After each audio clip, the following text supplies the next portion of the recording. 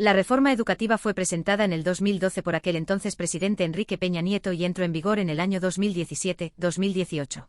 Es la base que anuncia los fundamentos de los aspectos más importantes del sistema educativo. Asegura la obligación del Estado de garantizar la calidad en la educación. Índice. Objetivos, beneficios y transformaciones del sector educativo. La reforma educativa busca los objetivos fundamentales como el fortalecer la educación pública, laica y gratuita, asegurar una mayor equidad en el acceso a una educación de calidad, fortalecer las capacidades de gestión en la escuela, establecer un servicio profesional docente, propiciar nuevas oportunidades para el desarrollo profesional de docentes y directivos, y sentar las bases para que los elementos del sistema educativo sean evaluados de manera imparcial, objetiva y transparente. Estos objetivos se verán traducidos en beneficios como una mejora sustancial de la calidad de la educación, el fortalecimiento de la gratuidad de la educación pública, la escuela fortalecida y apoyada, una educación inclusiva que esté al alcance de todos y el buen uso de los recursos públicos. Autonomía de gestión escolar. Es aquí donde la reforma sitúa a la escuela en el centro del sistema educativo. Es en ella donde los alumnos aprenden y donde los maestros se desarrollan profesionalmente. Las escuelas deben de tener la capacidad de gestión para realizar sus funciones y las autoridades la obligación de proporcionarles los recursos necesarios para cumplir con su cometido. Aquí es donde se representa la posibilidad de que las escuelas puedan tomar las decisiones que correspondan a su mejor funcionamiento.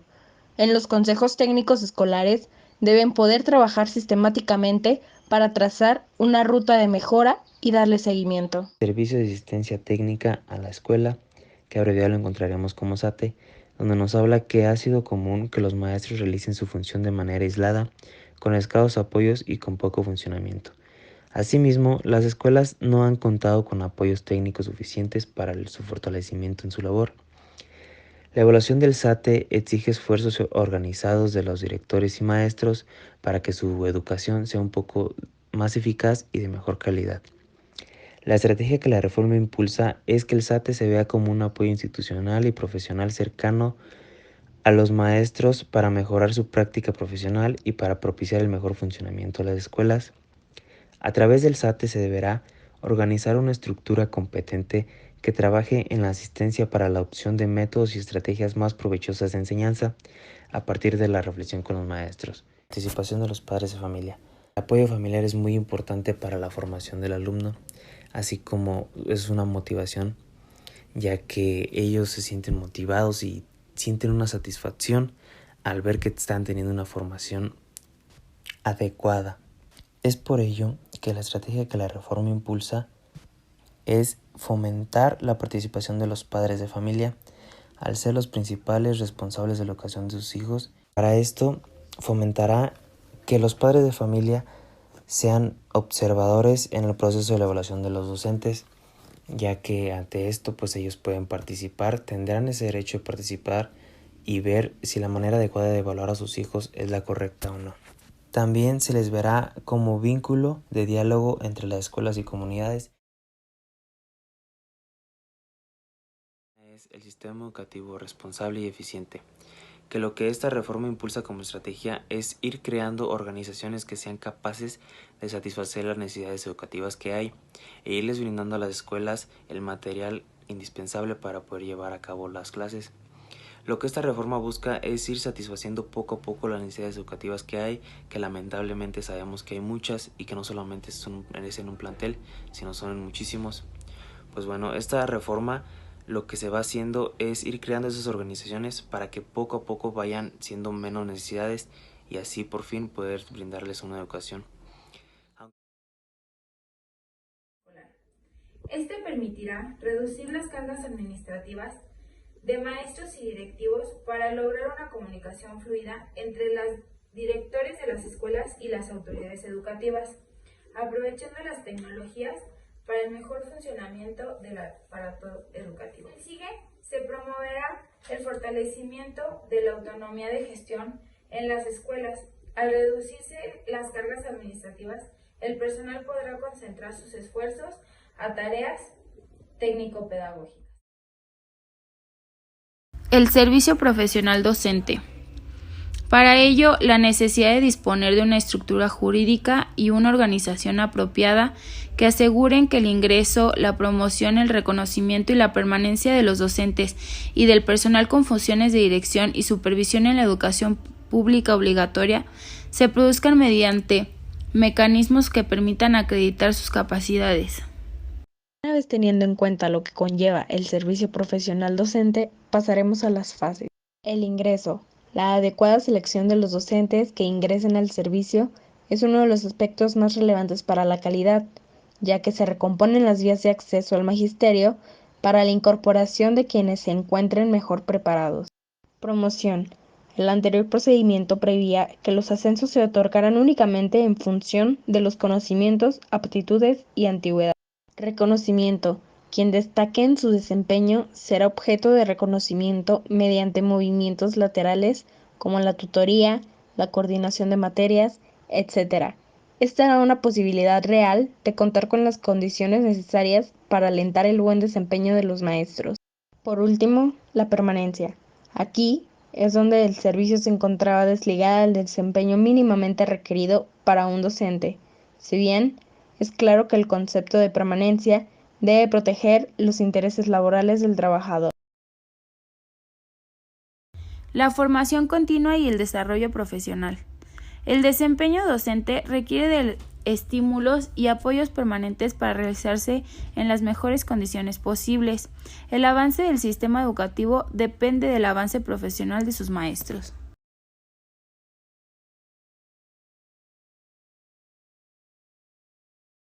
El Instituto Nacional de la Evaluación de la Educación, INE, tiene como punto clave la estrategia de reforma impulsa. Esto corresponde a que el INE debe de evaluar la calidad, el desempeño, los resultados de la educación básica y media superior. Para ello deberá diseñar y realizar las medidas correspondientes a los competentes, los procesos y los resultados del sistema educativo. El Sistema Nacional de Evaluación Educativa tiene su propia estrategia de reforma impulsa. La evaluación por sí sola no mejora la calidad educativa, pero es un impulso de enorme valor para que esto pueda ocurrir. La evaluación tiene como principal propósito el mejoramiento de los procesos y resultados educativos. Como estrategia, la reforma impulsa. La reforma constituye una evaluación más objetiva, equilibrada y útil a partir de la identificación de las capacidades de todos los docentes deben tener. Establecer esas cualidades que permitirán definir los criterios y los niveles de logros que distingan diferentes dominios de la profesión docente. El esfuerzo desplegado para elevar la calidad de la educación debe ir acompañado por los principios de la equidad y la inclusión. El hablar de estos temas es muy importante, ya que nos referimos al derecho que tienen todos a la educación. Actualmente, en el siglo XXI, se debe de garantizar una educación de calidad, fomentando así también los valores como lo son el respeto a las diferencias humanas, la tolerancia, la empatía y la dignidad humana. Es el Fondo de Aportaciones para la Nómina Educativa y Gasto Operativo, el cual fue creado en el año del 2013. Como su nombre lo indica, es un fondo de aportaciones que está principalmente dirigido para la nómina educativa, es decir, que es una organización que administra los gastos operativos, vienen siendo lo que son los sueldos o los salarios que se le brindan al personal, así como centralización del pago de la nómina.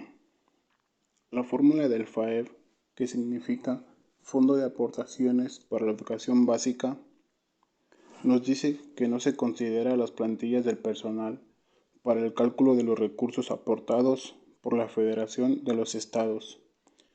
Esto contribuyó a que se llevaran a cabo contrataciones de personal que no necesariamente ha respondido a las necesidades del servicio de las instituciones.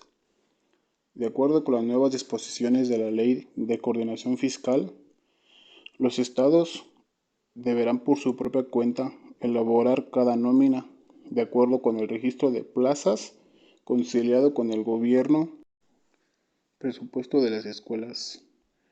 Uno de los principales problemas del financiamiento educativo en las escuelas es la ausencia de mecanismos para que cada una de las escuelas reciba fondos que le permitan contar con su propio presupuesto, y se fortalece la autonomía de gestión de las escuelas públicas, quienes ellos por su propia cuenta deberán administrar de forma transparente los recursos que reciben para mejorar sus instalaciones, así como su infraestructura, la compra de materiales educativos, obviamente para mejorar la educación y resolver problemas de operaciones básicas.